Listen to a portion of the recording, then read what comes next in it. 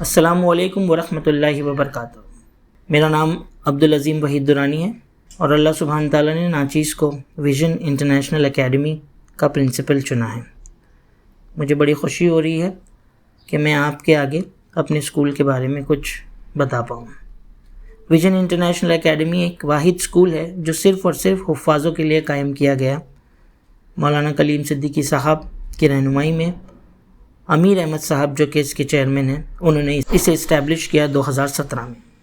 2017 سے اب تک کے 114 حفاظوں کو 12ویں پاس کروا کر دیگر شعبوں میں، ہائر ایجوکیشن کے شعبوں میں بھیجا گیا ہے، جہاں وہ اپنے حفظ کی حفاظت کے ساتھ ساتھ ایک بہتر کریئر کے لیے تیار ہو رہے ہیں اور ذریعہ معاش کے لیے اور قوم کی خدمت کے لیے تیار ہو رہے ہیں۔ اگر ہمارے حفاظ جو مدرسہ سے گریجویٹ ہوتے ہیں اور جو آگے ندوہ یا دیوبند جا کر کے مولویت یا مفتی پروگرامز نہیں اٹینڈ کرنا چاہتے، ان کے لیے ویژن انٹرنیشنل اکیڈمی جیسے ادارے کافی مفید ثابت ہو رہے ہیں۔